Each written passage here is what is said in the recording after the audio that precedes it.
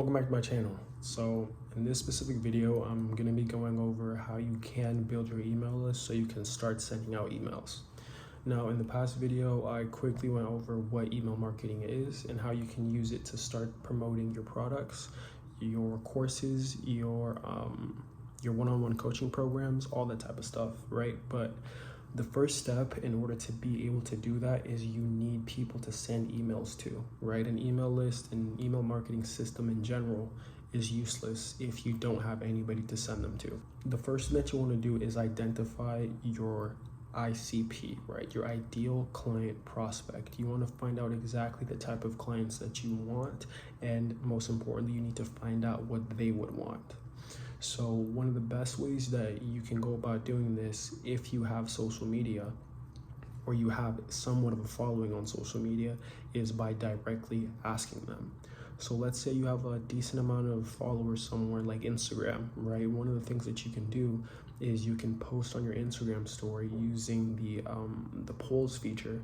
You can come up with 4 different things that you think that your ICP would want, and then you can just ask them, right? You can post it on your story and you can put a poll and you can say, what would you guys want, right? And then whichever gets the most views, that's how you know that this lead magnet will work, because this is what they're asking for. Because you don't want to be in a position where you spend all this time creating this resource, this lead magnet, and when you put it out, nobody wants it. So this eliminates any chance of that happening.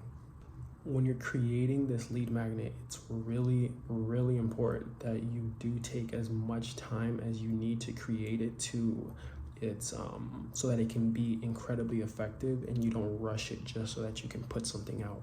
Because once they do give you their email address, right, they're going to be expecting something in return. It's kind of like when you go on a clothing website or something like that, and then when you get on the website, they say, hey, do you want 10% off or 5% off, free shipping, things like that. All you have to do is put in your email and we'll send the code to your email address.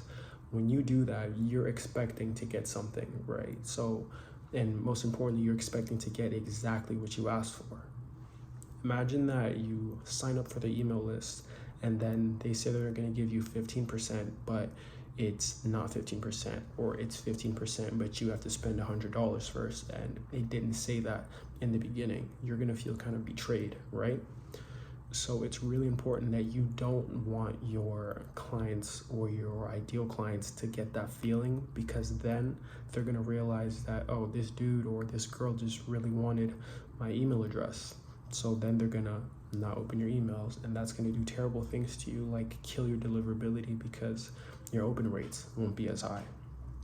And like I mentioned before in my past video, getting your deliverability killed and people not opening your emails is probably one of the worst things that can happen to you as a person with an email list, because you don't want to send out all of these emails just for nobody to be reading them, right? That's a waste of time.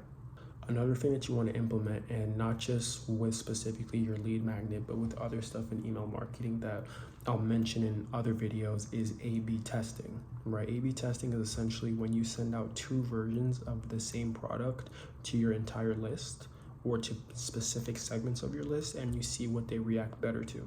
So maybe for the next couple months, you're going to be running your free resource, but you're going to have a specific picture advertising the resource, or specific copy advertising the resource. The next thing that you can do is you can, after that specific amount of months is over, is you can use the next few months to send the same resource but give it a different look, so you can see what your specific audience responds the best to. Now, you don't have to specifically do this with that specific time frame. It doesn't have to take months for you to run A/B testing. If you have different social medias that you have a decent amount of followers on, or you have an engaged audience on, so let's say you have Instagram or TikTok, you can send a version of the resource with different images and different copy to your Instagram followers, and then you can do the same thing with your TikTok followers, but change a few things. See what they react better to, and that's how you know what you need to start sending out the next time you want to give out a lead magnet. And you might also be in a situation where you see that your Instagram followers react better to your lead magnet compared to your TikTok followers. And while I'll still recommend you sending out your lead magnet to as many different channels as possible, it's also good to know that this specific audience reacts well when you give out these type of things compared to a different one. And it can kind of help you save more time if time is something that you really don't have. Now, something else that you can do at the end of your lead magnet is you can inform them that if they did like the results that they get from your free resource, or if they found it useful in any type of way, you can kind of allude to the fact that you do offer one-on-one coaching. And what I'd recommend that you do is you include a testimonial, specifically a testimonial that relates directly to the resource that you sent out. Right, so I'll give you an example. So let's say that you go on Instagram and you put up a poll saying which free resource would you guys like the best, or you wouldn't specifically say free resource, but you would say, out of all these 4, which one do you guys want, right? And then they say, well, we want to look leaner, right? We want an ab program. So you create the ab program, like a 12-week, 10-week, 8-week, whatever you think that you can do the best.